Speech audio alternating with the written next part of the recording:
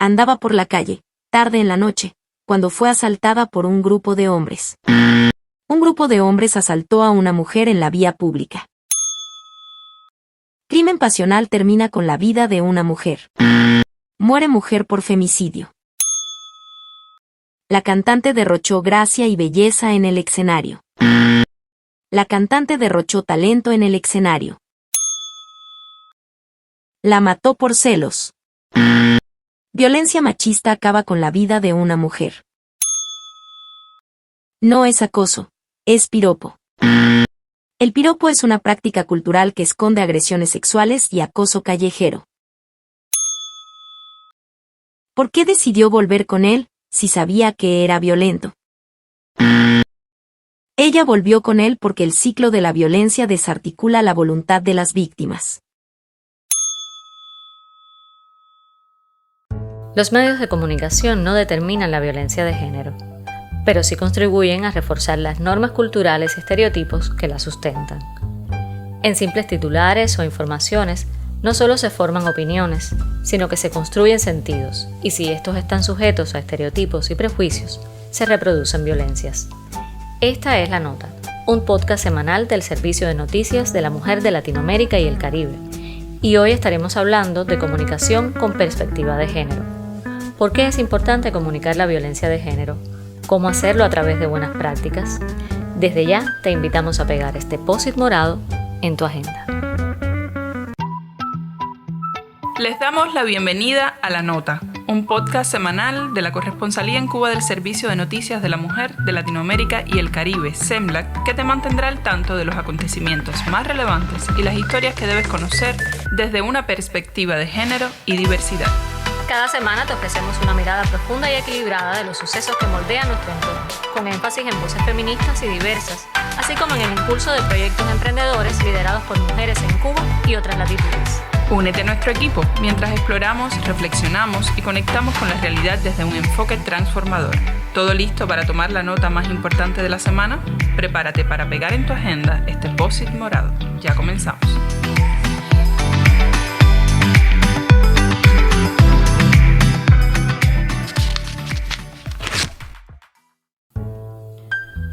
La comunicación con perspectiva de género es un enfoque que busca analizar y transformar los procesos comunicativos desde una mirada que reconoce las desigualdades y los roles de género presentes en nuestra sociedad.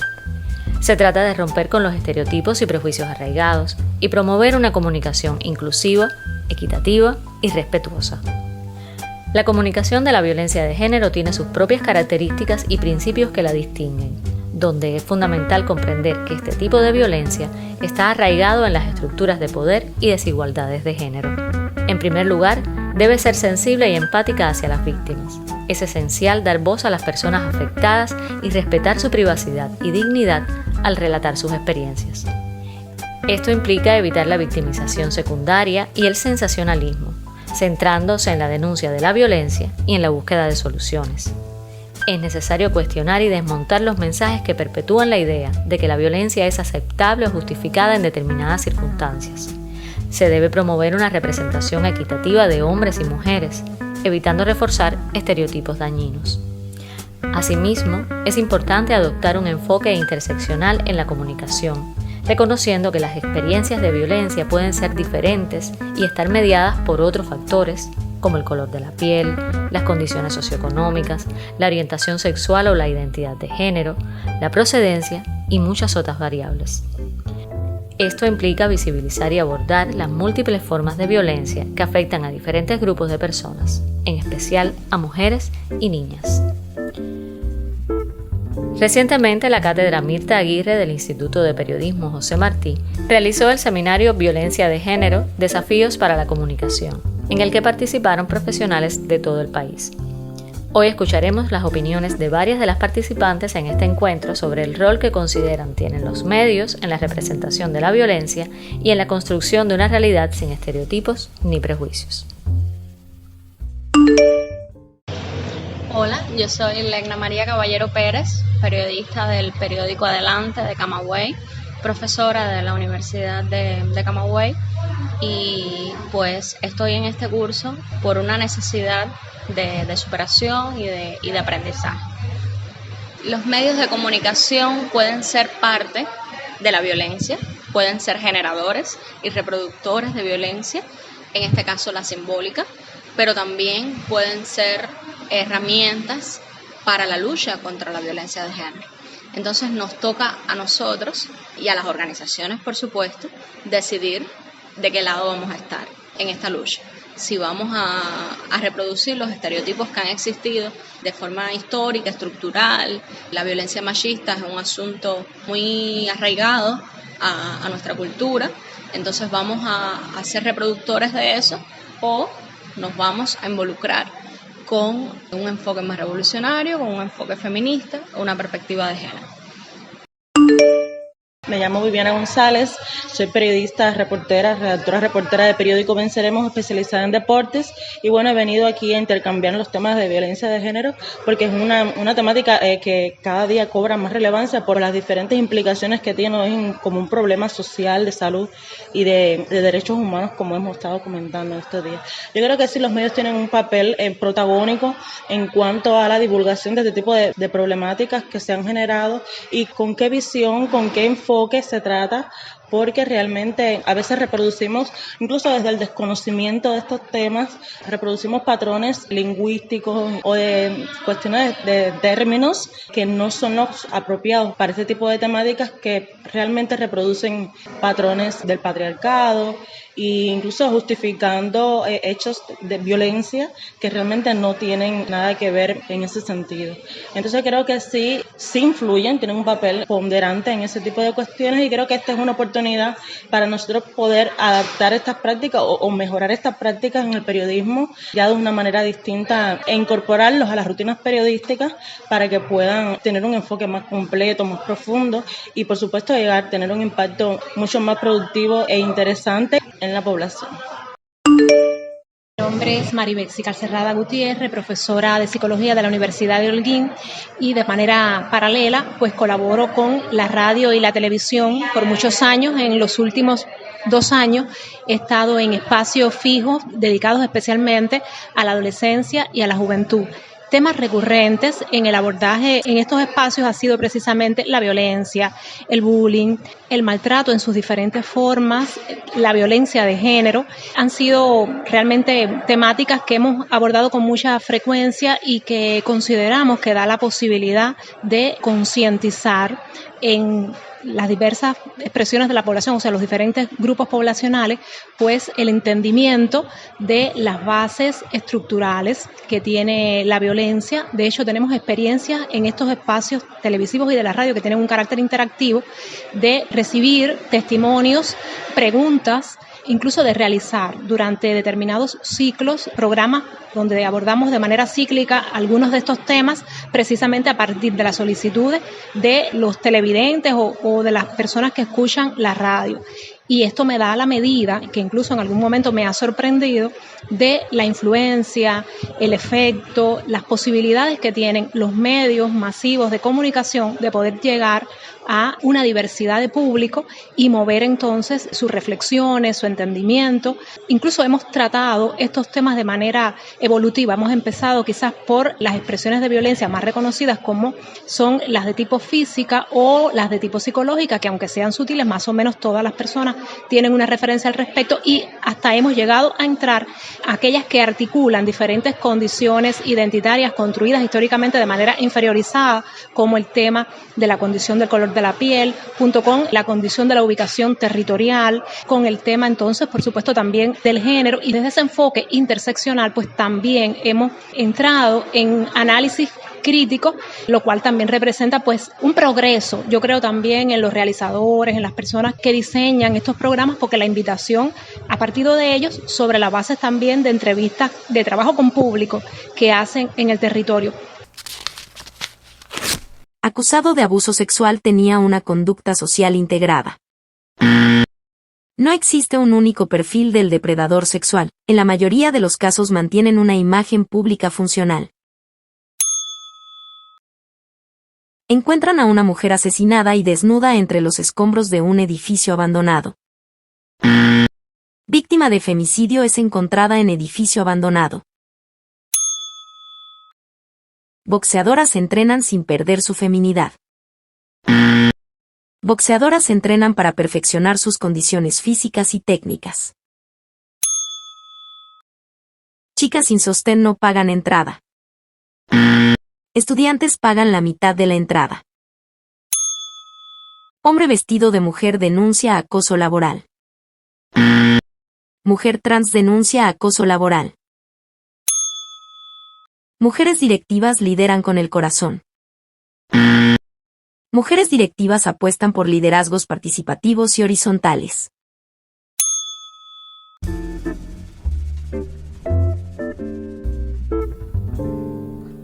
Para estas profesionales, uno de los principales desafíos radica en la necesidad de sensibilizar y formar a las personas sobre la problemática de la violencia de género. A través de sus experiencias en medios locales y en el ámbito académico, nos transmiten la importancia de promover una mayor conciencia y comprensión del tema.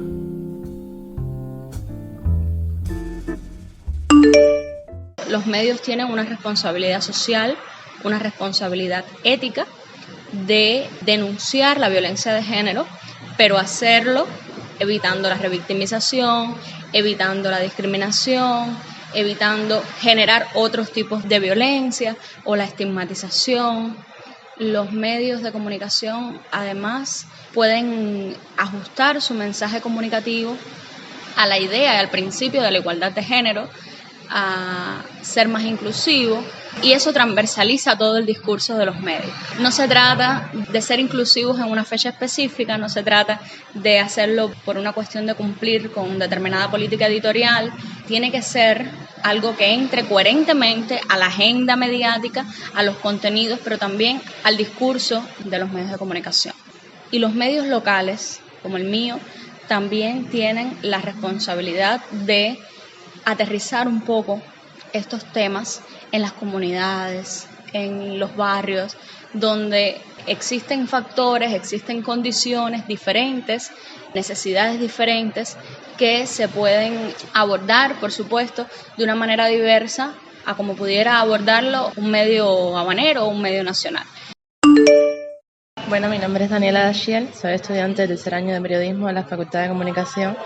El reto mayor que yo creo que tienen los medios, al menos en Cuba, en el contexto cubano, es crear un equipo, digamos, multidisciplinario, donde no solo el periodista sea quien quiera hablar sobre género o quien tenga la responsabilidad de hablar sobre género. Creo que tiene que haber un equipo donde todos tengan primeramente la capacitación, porque, como decía, de buenas intenciones no se va a resolver el problema o no se va a abordar de mejor o peor manera el género, los temas de género. Entonces, ¿de qué vale que haya la intención del periodista solamente si, por ejemplo, el diseñador después te hace una portada totalmente sexista y tú estás intentando en un texto precisamente atacar el sexismo? Entonces creo que el factor clave va a ser que haya un equipo consciente, que haya un equipo preparado, que haya un equipo que entienda y que priorice estas temáticas y que no solo sea función de una o dos periodistas o tres periodistas de la redacción. En el periódico Adelante existe una sensibilización en las personas que dirigen, o sea, en las mujeres que dirigen, son mi directora, mi jefa de información, la jefa de redacción, que yo insisto en que es muy importante una persona editando, una persona corrigiendo los trabajos que pueda verlos con los lentes violetas. Entonces, eso es muy saludable. Pero también existen muchos desafíos que vienen de una generación educada en un sistema, en una estructura machista y patriarcal, y pues eso nos afecta a todos de alguna manera. Tampoco es un problema de generaciones, todos estamos expuestos a eso.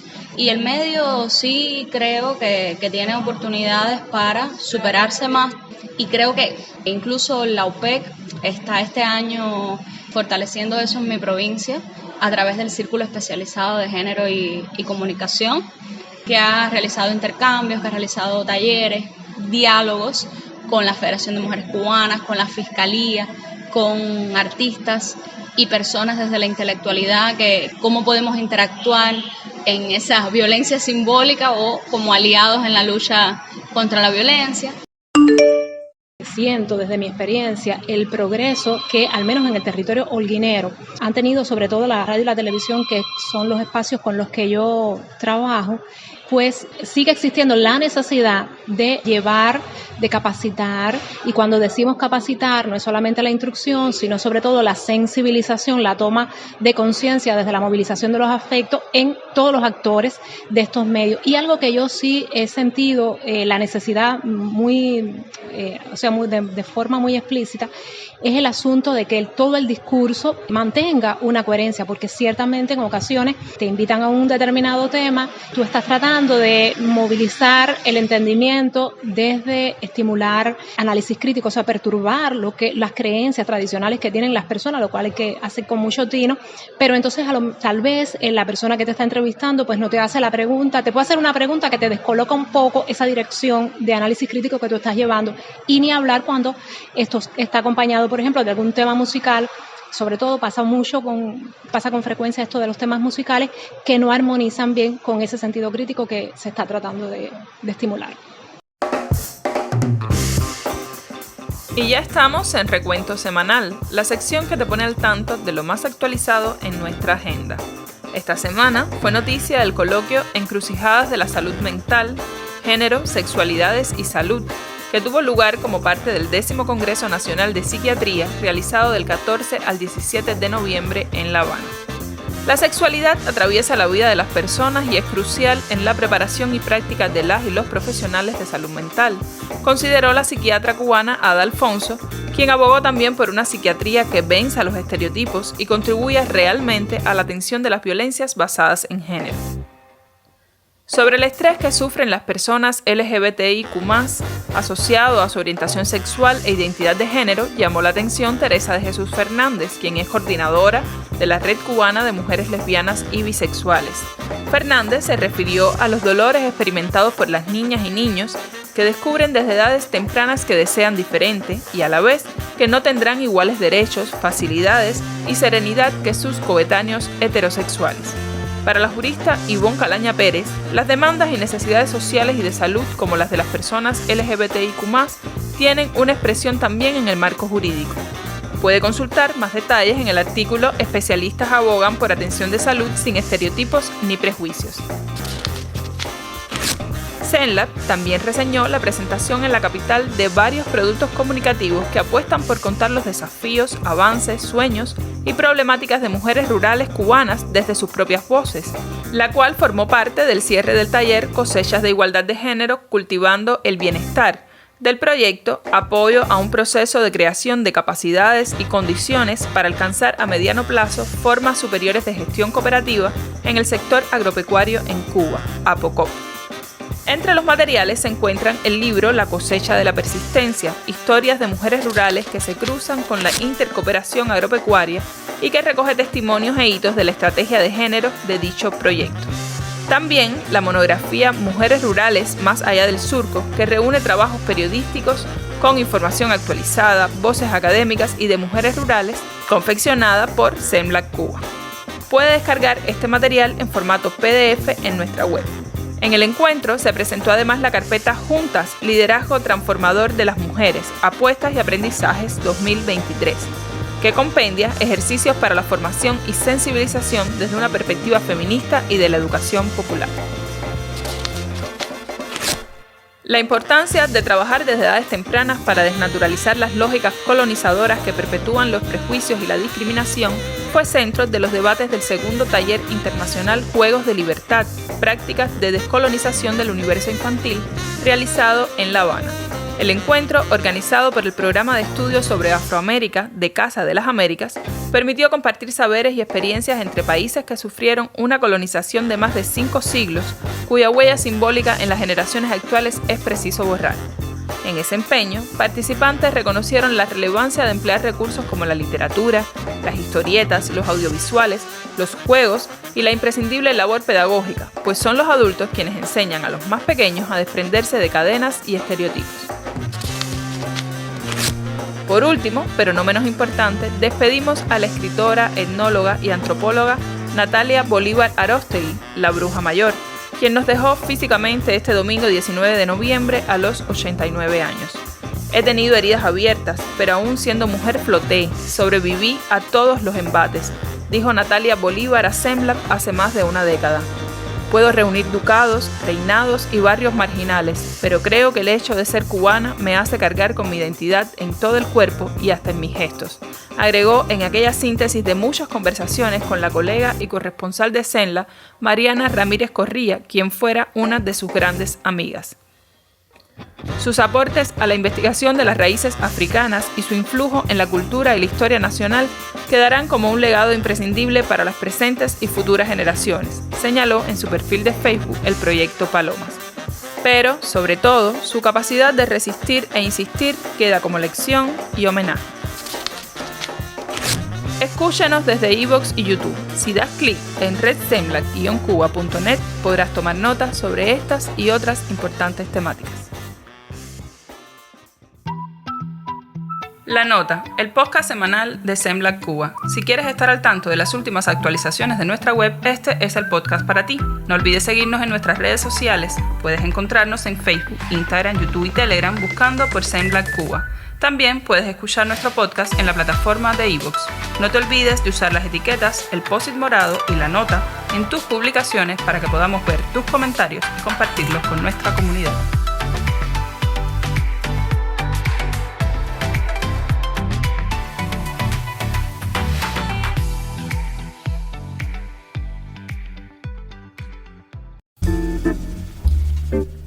Estás en La Nota y hoy nos adentramos en el tema de la responsabilidad social que recae en los medios para reconstruir la realidad y desmontar las violencias machistas. Como parte del Seminario de Violencia de Género, tuvo lugar un taller para comunicar este tipo de violencia, impartido por las periodistas Dixie Edith y Sara Mas. También tuvimos la oportunidad de dialogar con ellas sobre el papel de los medios en la comunicación de la violencia de género, el origen de este seminario y otras iniciativas para el crecimiento profesional en el campo de la comunicación.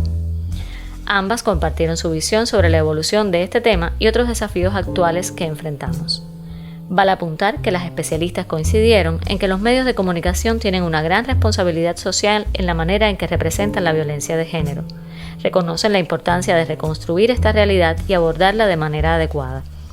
Una idea sobre la que enfatizaron tiene que ver con que los medios deben ser aliados en la desarticulación de las violencias machistas, ya que cuando los productos comunicativos perpetúan creencias y mitos falsos relacionados con la violencia, se pierde la oportunidad de identificar adecuadamente un problema social y visibilizar los pilares que lo sostienen y perpetúan. Mi nombre es Sara Mas, soy periodista, soy profesora de la Cátedra de Género y Comunicación Mirta Aguirre del Instituto de Periodismo José Martí y ejerzo el periodismo también en diferentes medios. A los medios yo creo que les toca visibilizar, problematizar, posicionar ese tema en la agenda pública adecuadamente, también convertirse en una vía de conocimiento, de esclarecer de qué van las violencias machistas, de denunciar y sobre todo de desmontar las causas, de visibilizar los mitos que la están naturalizando y que la legitiman. Creo también que no solamente se trata de ver y demostrar los hechos más extremos, los más evidentes, sino de profundizar en todos los tipos de violencia que existen, que no siempre se tienen en cuenta, ni siquiera se asumen como tal. De profundizar también en lo oculto, en lo que no se ve a simple vista, en la relación de dominio que hay detrás de las violencias machistas y que son las verdaderas causas que provocan estos actos. Creo que ha habido un paso de avance en el tratamiento del tema en cuanto a la presencia de este problema en trabajos periodísticos, en diferentes medios de comunicación, productos de comunicación, locales, nacionales, a veces de provincia, en fin. Yo creo que es un tema que ya ha pasado a los medios. Quizás el desafío más grande está en cómo se está abordando, porque al mismo tiempo eso convive con productos comunicativos que perpetúan, y de las industrias culturales también, que perpetúan y reproducen la violencia machista, cuando a veces la hacen parte de un discurso visual de violencia simbólica, cuando a veces no se pueden despegar de ciertos toques de descripción de sucesos que no van realmente a aportar nada al hecho, cuando se usan incluso términos totalmente erróneos, como vincular el tema a los celos, a una pasión baja que no se pudo contener, es decir, cuando se pasa a llamar incluso crimen pasional, Todos esos términos han pasado también muchas veces con un mal enfoque, cuando no se cuida la privacidad de las víctimas, cuando se exponen sus identidades, sus historias, sus datos personales. En este camino, los espacios dedicados a la formación en género para el personal de los medios de comunicación han desempeñado y siguen desempeñando un rol fundamental. Resulta imprescindible reconocer el trabajo pionero realizado por destacadas figuras como la periodista Isabel Moya, a través de la Cátedra de Género y Comunicación en el Instituto de Periodismo. Asimismo, es importante resaltar los eventos internacionales e iberoamericanos de género y comunicación, que se han llevado a cabo cada 2 años y han promovido la Unión de Periodistas de Cuba en colaboración con la Federación de Mujeres Cubanas y la Asociación de Comunicadores. En este contexto, ISA, como cariñosamente le llamamos sus colegas, también tuvo un rol muy importante para la promoción de estas buenas prácticas y estos enfoques entre profesionales de la prensa.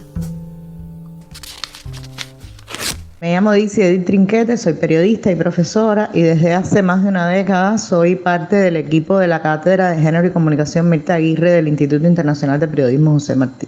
El curso en realidad es un seminario sobre violencia que ocurre en el contexto de acciones que tienen que ver con la formación y capacitación en enfoques de género y en perspectiva de género a periodistas y comunicadores que ocurre en el instituto todo el año desde hace más de 20 años.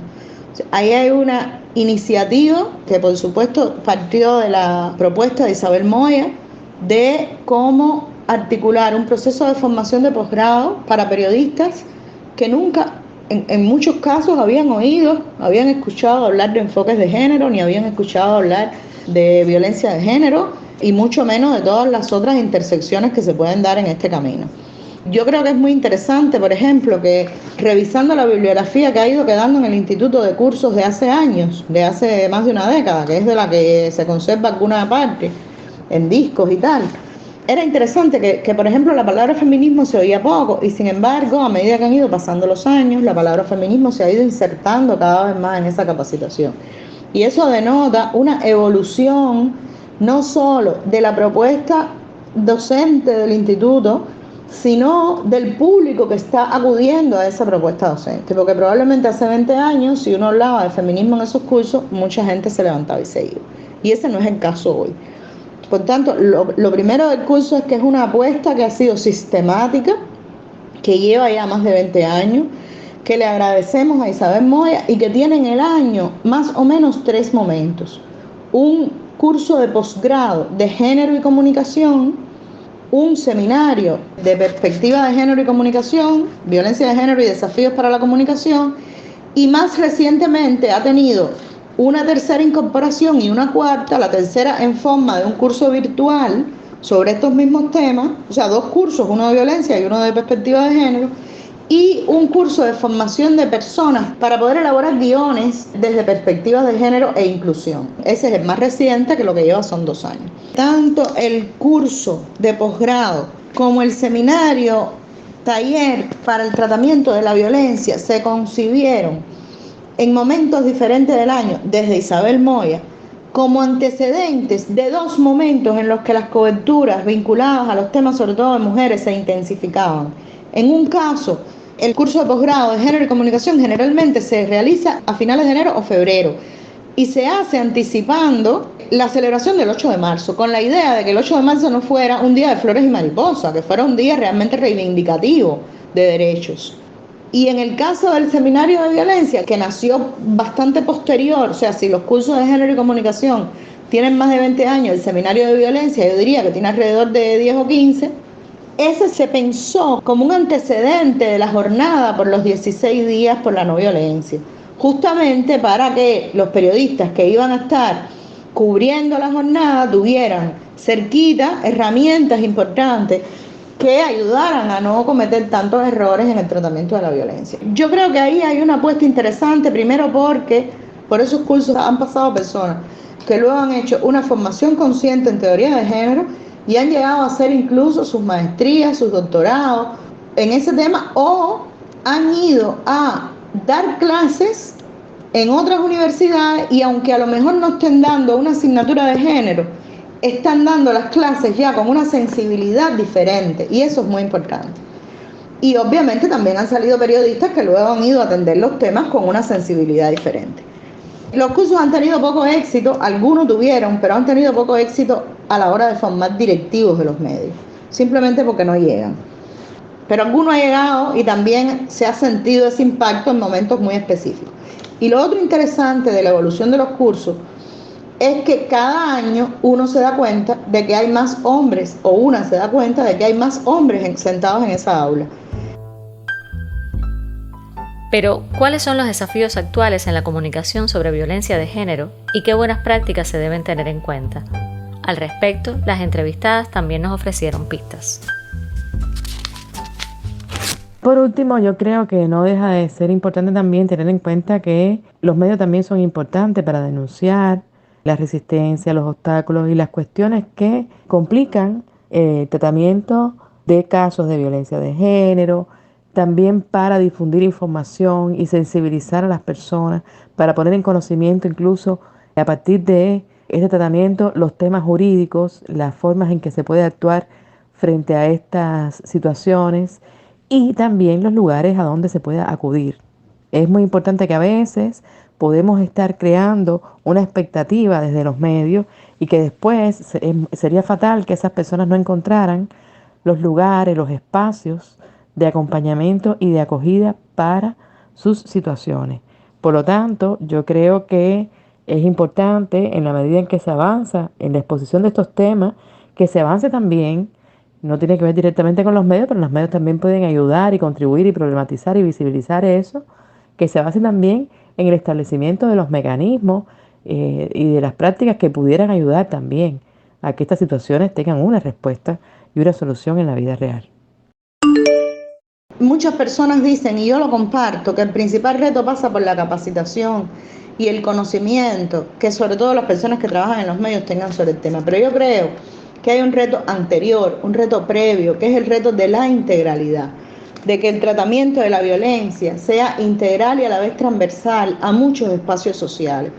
Porque los periodistas tampoco pueden capacitarse sobre algo que no conocen. Entonces, si el tema no está en la agenda política, o no lo está suficientemente, o está en las leyes, pero esas leyes se aprobaron y ahí se quedaron y no ha habido un proceso desde las entidades, desde los operadores del derecho, no ha habido un proceso consciente de divulgación y conocimiento de esas leyes, que no solo le corresponde a los medios de prensa, ojo.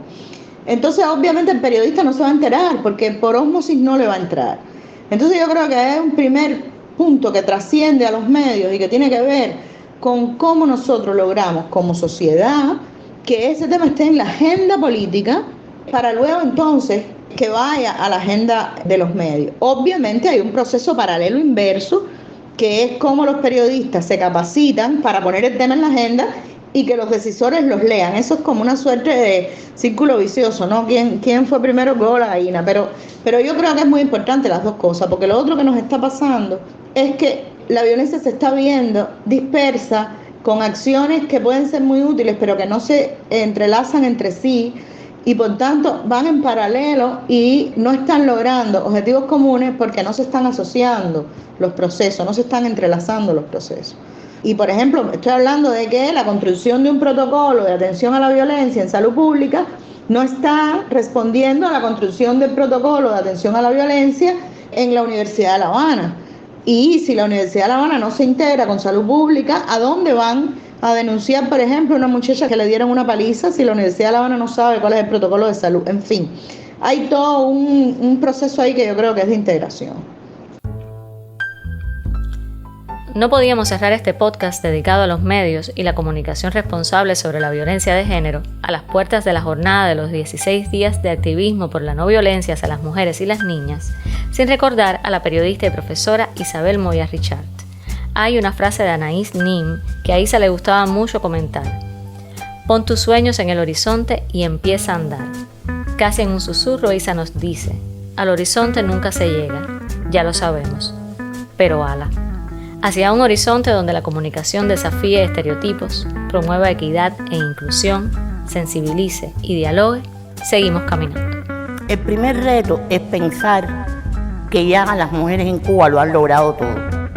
O sea, cuando uno ve las estadísticas y uno ve la cantidad de mujeres que hay en el Parlamento, la cantidad de mujeres científicas, de mujeres comunicadoras, cuando tú ves que más del 70% de los fiscales son mujeres, etcétera, hay a veces una idea de que ya las mujeres lo han logrado todo, cuando en realidad las mujeres han logrado mucho, pero están ahora en el momento más complejo, que es el de enfrentar la subjetividad, la cultura, los juicios de valor y las costumbres que están asentadas y que son más difíciles de cambiar que abrirse campos en una profesión considerada no femenina. ¿Por qué es más complejo? Porque está asentada en los imaginarios colectivos, en las representaciones sociales, porque es lo que cantamos cuando cantamos un bolero o cantamos una salsa o a veces lamentablemente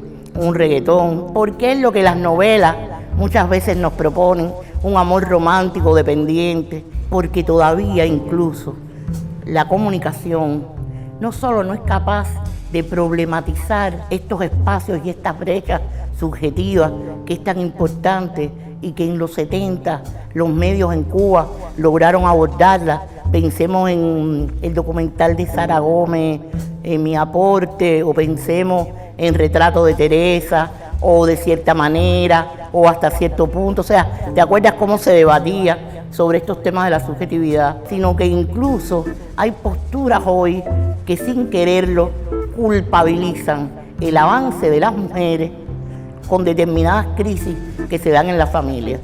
Y hoy se dice, las mujeres no paren, pero las mujeres no paren, ese no es el problema. El problema está en que la sociedad ha puesto a la mujer en la dicotomía de o ser madre o realizarse profesionalmente. Entonces es que la sociedad tiene que cambiar para que la pareja, para que la familia tenga más hijos.